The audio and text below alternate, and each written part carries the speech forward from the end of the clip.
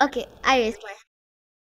Today we're starting the book of Daniel, and the lesson going to be a little bit longer than usual, but be patient, okay? It's fun too. It's not just long, it's fun. The year 539 BC. BC means before the birth of Jesus Christ. 539 years before his birth. Let's see what's happening. 500 years before the birth of Christ, the Babylonians are attacking Judah. A great battle rages over the city of Jerusalem. Let's see what happens next. Oh, there you go. King Jehoiakim, the one who was king before Zedekiah became king, if you remember him. King Jehoiakim, there is no longer any escape. Both the east and west gates are choked with Babylonians. Forget escaping. We must negotiate with King Nebuchadnezzar before there is nothing left of the royal city. Tell that to the Sidonians and the Hittites he buried in the sand up to their necks.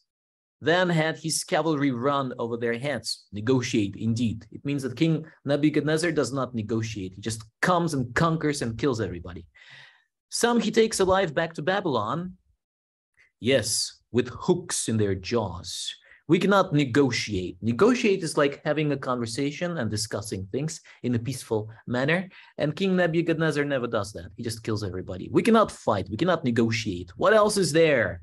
We are out of options.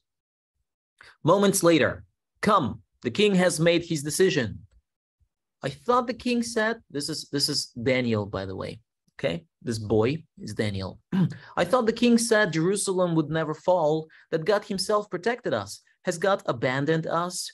No, his mother saying, it was our king who abandoned God, Daniel. You there, quickly, King Jehoiakim wants all the royal family moved to the armory. Will the Babylonians be able to break through the royal guards? Now, there is no more time.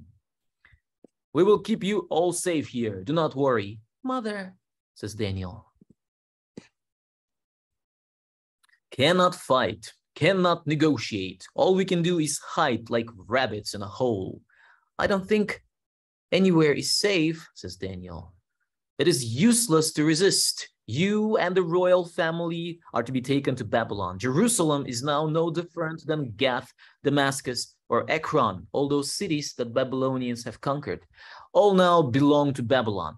I have orders. If you resist, the whole royal family is to be killed. Bring me the axeman. Yes, sir. Your orders, sir. Kill any who get in your way. Put the king in chains. These are the Babylonians. They're talking about how they're going to conquer Jerusalem. And so they do capture the king and take him to Babylon. The mothers and the royal children are to be put in wagons for return to Babylon. Kill the rest. So they've killed people and they took some people as slaves to Babylon. Babylonian soldiers swarm through the city, ransacking Jerusalem. In the streets, lines are formed with hundreds of captives tied together with chains. This is how they've taken them to Babylon. Father, a boy cries, but there's no father. His father's probably killed. King Nebuchadnezzar gave strict orders. The royal children and their mothers are to be taken to Babylon in wagons. What do your men have there? What the king promised, spoils from the palace to the first unit inside the palace. My men took these from the temple of their gods. So soldiers, like they usually do, they just steal whatever they find, they take it. And they're looting. They're stealing the gold and other items from the temple. A lot of good it did them. Those do not go with you, says their general. But the king himself ordered that all their religious vessels accompany the Jews back to Babylon. Because when Jewish people, they went back to Israel, they took all those items with them. And that was kind of amazing. Nothing was stolen. Separate the women and the children. The best of the children will be selected for the king. The best of the women for his officers. No, you're not taking my son. My son. My son, Daniel's mother cries. Mother, Daniel says. Daniel, remember all I have taught you. And they were separated from that moment on. Daniel was taken to Babylon with other children. In the aftermath of the destruction of Jerusalem, the surviving Jews are prepared for transport. And these are three friends of Daniel. They're talking. What now, Daniel? I've heard people saying God turned his back on us, Azariah. No, Hananiah, God is with us. Yes, God is with us. Excuse me, sir. Yeah? Can you show what you showed before, sir? I got stuck, sir, so I didn't see anything. If you couldn't see something, you can watch the YouTube video later, okay? I'm not gonna go back the whole thing. I'm not Okay, gonna do sir. the whole thing again. Just watch the video later, okay? Sorry. Yes, Okay, sir. It's okay. God is with us wherever we might go. And they are going to their new home to Babylon. And Daniel is gonna live all of his life there. And until very, very old age, he would be there in Babylon. And he will never come back. Even though some of the descendants of these Israelites who are taken to Babylon, they will come back, but not Daniel. Jerusalem is no different than Damascus, Lydia, or Memphis. All are now under the control of my lord Nebuchadnezzar. The city itself, we burned the gates and emptied the royal palace. Only the poorest of the land will be left to prune the vineyards for my lord the king. And the captives? Those that survived the siege are now on their way to the royal city. They will be at the Euphrates in 3 weeks. My generals expand my empire. They shall be rewarded. When the captives reach Babylon, my officers can have their choice of the Jewish king's wives and concubines. What of the children, my lord? As usual, I want the best and choicest of them to be brought into the royal city. I will unify my kingdom by training these Jewish children in the ways of the Babylonians. The king is generous and wise as well as powerful. We will meet again at the royal palace after you have brought the rest of the army and captives into Babylon. And so many of Jewish people were taken to Babylon as slaves together with the children. So here we have the king Nebuchadnezzar, the most powerful man alive at that time, returns home victorious, accompanied by loyal armies and helpless captives to one of the 7 great wonders of the ancient world at that time, Babylon. And this is their capital, the greatest city, the most powerful nation at that time. And here's Daniel with his friends. Look at this place. It's so much bigger than home for us. Now this is home. Is that real gold? Belzer, as per king's instruction, I present to you the best and brightest looking of the Hebrew children for your academy. Rough hewn as always, but even the most perfect candle stands can be formed from the most twisted oaks. Take them to the quarters on the 2nd floor. After they are robed, they will join the others for the noon meal. This is the Hanging Gardens of Babylon. If you've ever heard about that, it's one of the wonders of the world. And here's the dining hall of the academy where Daniel and his friends studied. Everyone, eat. And here's some food that they had to eat. And of course, Jewish people, they did not eat meat that was sacrificed to idols, especially if you know about pigs. Pigs were considered unclean animals. And this is the kind of food that they were given. Partake of the bounty that has given us. This food, they look at it and they know that the food of the Babylonians, the food of pagans, how can we eat this? There is one answer to that. We cannot. And so they do not eat their food.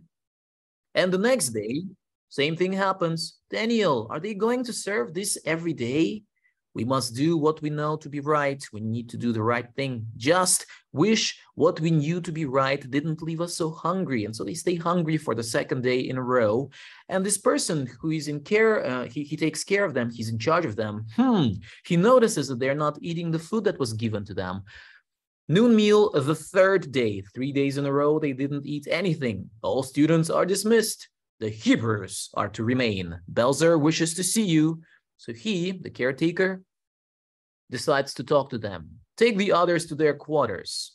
What is wrong, sir? Why do you want to talk to us? Come with me. Are these the ones you spoke of? Yes, the best mannered of all my charges, but the cause of greatest concern. You have hardly eaten the last 3 days. Do you realize what will happen to me if the king finds your appearance lacking compared to the others? If you look skinnier than others, I will be punished. That's what he's saying. We are hungry. Very hungry, say the boys, but we cannot eat your meat or drink your wine. It has been sacrificed to your gods. We cannot participate in idolatry. It is only food. What difference does it make? If your God gets angry, he can come down and defend himself. The king has a quick temper and does not suffer servants who fail in their assignments. I could lose my head. If you lose weight, I will lose my head. If you don't eat, I will lose my head. That's what he's saying. Ugly as it may be, my head, right? I have grown quite attached to it. Means I like my head. I do not want to lose it. We have a proposition or a suggestion for you so that we may obey our Jewish dietary laws, says Daniel, and you may keep your head. I am listening. Test us for 10 days. Let us eat your lentils, greens, and vegetables, and bring us only water to drink instead of wine. And after the 10 days, see if we are not as healthy as those who eat your food. And if after the 10 days you're not, we still won't eat the king's meat or drink his wine, says Daniel. There is wisdom in your words. For 10 days only, even though I don't know why I should.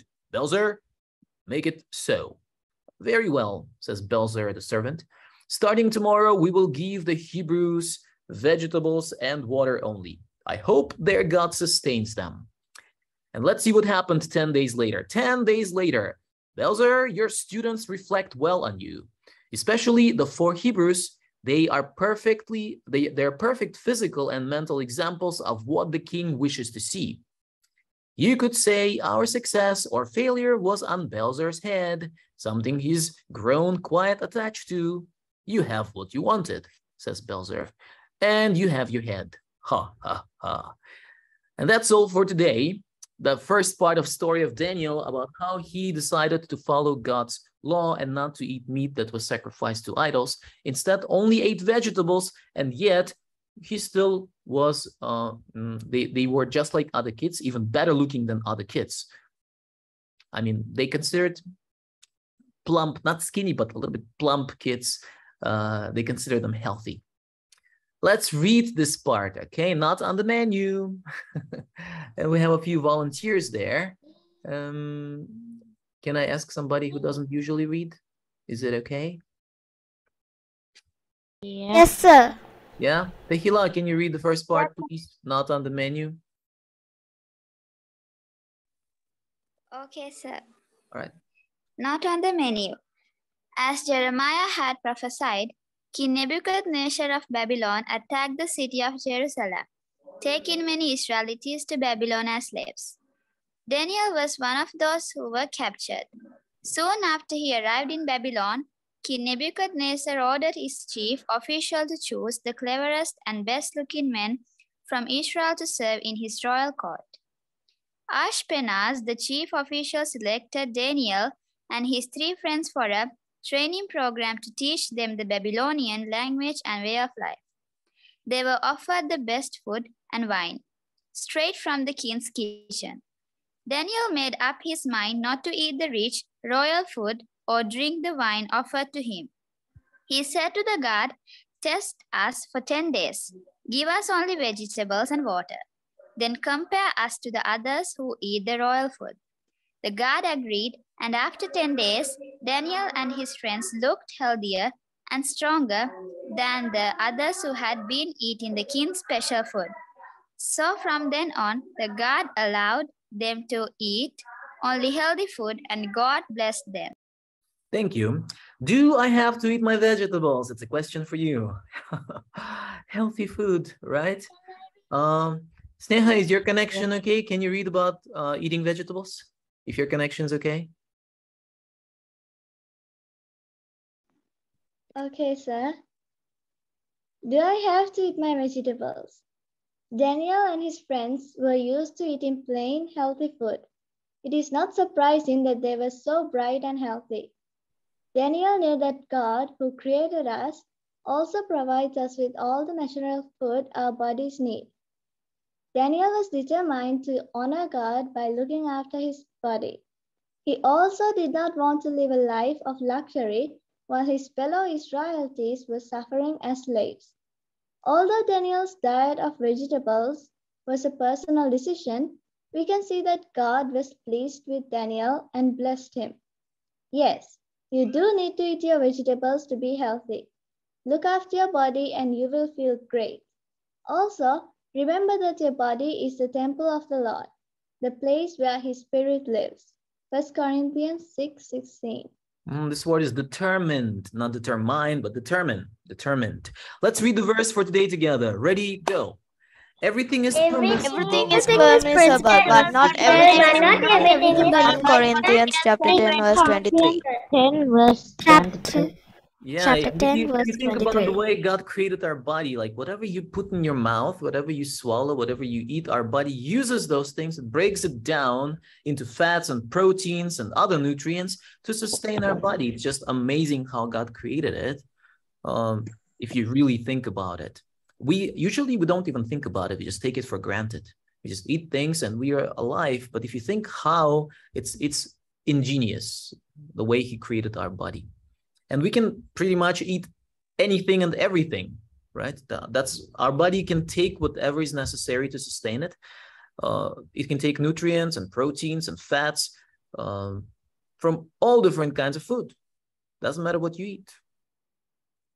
I mean, yes, of course we need carbs, we need fats, we need proteins, we need minerals, nutrients for our body to be healthy. But our body is just it can extract those things from anything, whatever you swallow. And that's amazing. As you study science, you'll probably understand how amazing it is. The more you study, the more amazed you will be, if you really think about it, if you take time to think about it. Yeah. Any comments or questions? No. No?